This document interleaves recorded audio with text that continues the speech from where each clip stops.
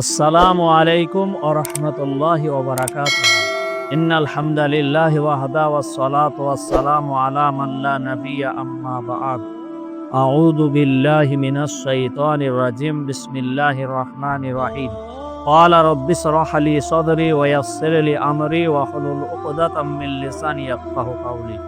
সুপ্রিয় দর্শক মণ্ডলী, ভাই ও বোনেরা, আজ যে বিষয় নিয়ে আলোচনা করব মনে করেছি, বিষয়টি হচ্ছে পোশাক সম্পর্কে, লিবাস সম্পর্কে। মহান আল্লাহ রাব্বুল আলামিন মানব সৃষ্টির সাথে সাথে লজ্জাস্থান, আবৃত ও সাজসজ্জার উপকরণ হিসাবে পোশাক অবতীর্ণ করেছেন।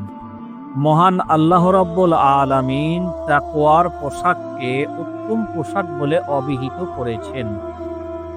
ইসলাম নারী পুরুষের জন্য সতর নির্ধারণ করে সে অনুসারে পোশাক পরিধানের নির্দেশনা দিয়েছে। কোরআন ও হাদিসে পোশাকের বিধিবিধান বর্ণিত হয়েছে।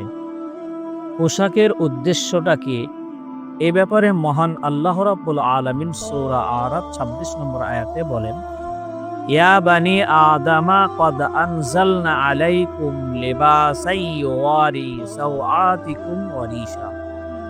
হে বানি আদম, আমি তো তোমাদের জন্য পোশাক তৈরি করেছি, অবতীর্ণ করেছি, যা তোমাদের লজ্জাস্থান ঢাকবে এবং যা সৌন্দর্য স্বরূপ ঢাকবে।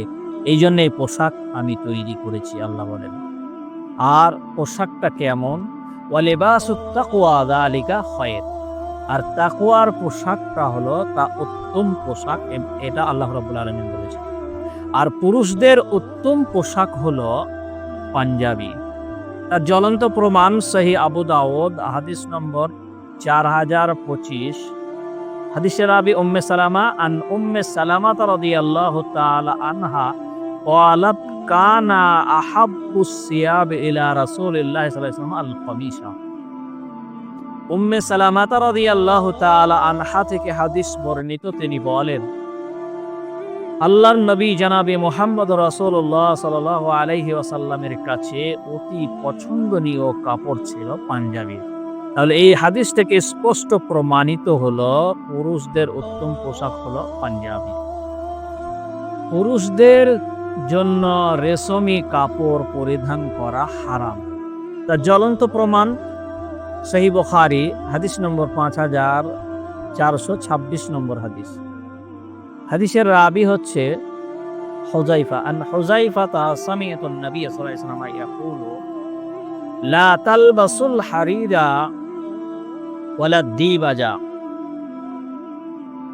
হুযায়ফা রাদিয়াল্লাহু তাআলা আনহা থেকে হাদিস বর্ণিত, তিনি বলেন, আমি নবী মুহাম্মদ রাসূলুল্লাহ সাল্লাল্লাহু আলাইহি ওয়াসাল্লামকে বলতে শুনেছি যে তোমরা মোটা ও মিহি রেশমি কাপড় পরিধান করো না।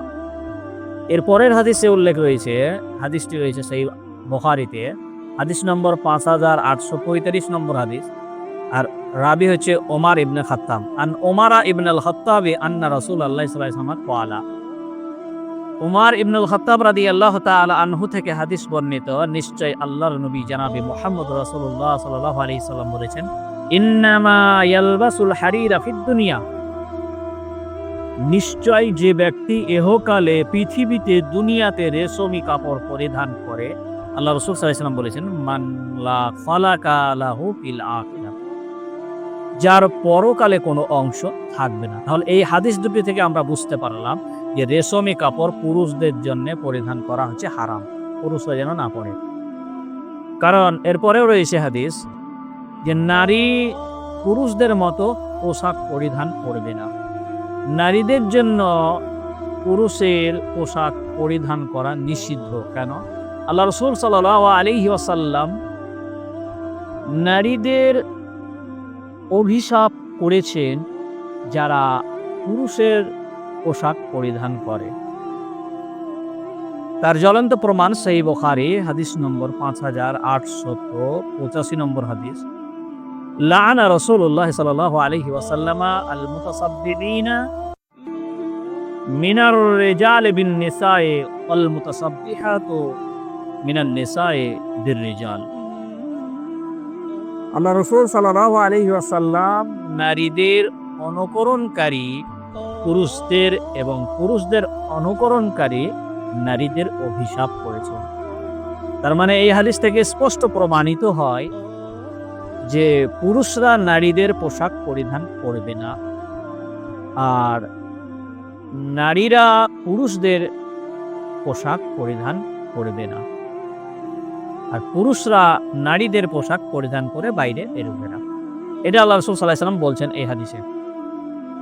বর্তমান পরিস্থিতি অনুপাতে আজকে যা দেখা যায় যে মহিলার এত পাতলা, এত মানে নিকৃষ্ট মানের পোশাক পরে, যা ভাষায় প্রকাশ করা যাচ্ছে না। যেমন পাতলা স্কিন টাইট কিংবা পুরো দেহ আবৃত করে না এমন পোশাক পরিধান করা হারাম বা নিষিদ্ধ মহিলাদের জন্য। তাহলে পোশাকটা কেমন পরতে হবে? আল্লাহ রাসূল সাল্লাল্লাহু আলাইহি ওয়াসাল্লাম বলছেন, হাদিস সহিহ মুসলিম, হাদিস নম্বর হচ্ছে 5704 নম্বর হাদিস।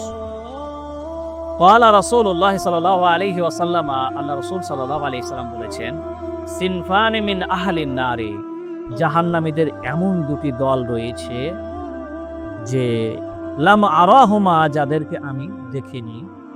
কওমুন মাহুম সিয়াতু কাদনাবিল বাকরি, তাদের এক দলের হাতে গরুর লেজের মতো চাবুক থাকবে। ইয়াজরিবুনা বিহান নাসা, যা দিয়ে তারা মানুষদেরকে মারবে। আর ওয়ানিসাউন কাশিয়াতু, আর একদল নারীদেরকে। কেন?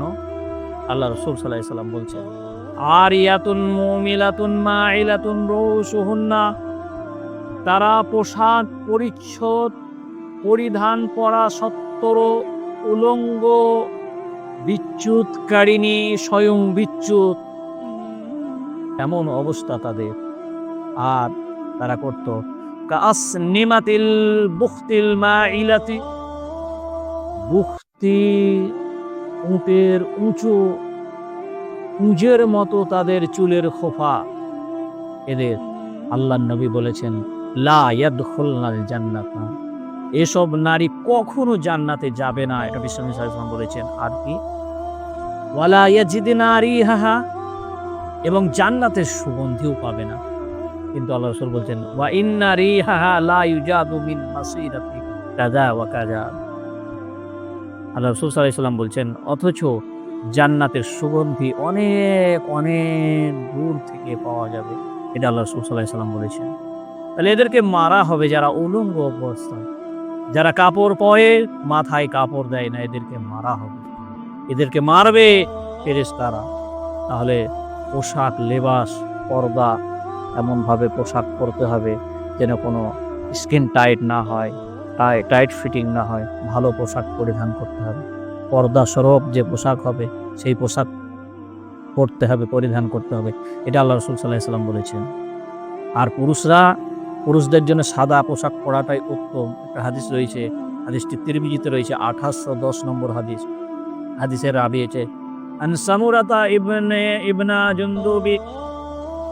সামুরাতা ইবনে জুনদাবিন قال قال رسول الله صلى الله عليه وسلم, সামুরা ইবনে জুনদাব রাদিয়াল্লাহু তাআলা আনহু থেকে বর্ণিত, তিনি বলেন, আল্লাহর নবী সাল্লাল্লাহু আলাইহি সাল্লাম বলেছেন, আলবাসু কুল বায়াজা, তোমরা সাদা পোশাক পরিধান করো। ফাইন্নাহা আতহারু ওয়া আতিয়াবু, কেননা ওটাই সব চাইতে পবিত্র ও সর্বাধিক উত্তম। তাহলে সাদা পোশাকটা হয়েছে পোশাকের মধ্যে যে পবিত্র ও সর্বাধিক উত্তম বলা হয়েছে। আমরা পোশাক সম্বন্ধে অনেকেই জানতে পেরেছি। আমরা যেন পোশাক, যেন সুন্দর পোশাক পরি, বড় পোশাক পরি, আমরা যেন পর্দাস্বরূপ আমাদের যেন লজ্জাস্থান এগুলো যেন ঢাকে, সৌন্দর্য স্বরূপ আমরা যেন ঢাকতে পারি। আল্লাহর কাছে পরিশেষে দোয়া করি, আল্লাহ তুমি সকলকে এই যা শুনলাম এই শোনার প্রতি আমল করা তৌফিক দাও, আমিন। আসসালামু আলাইকুম ওয়া রাহমাতুল্লাহ।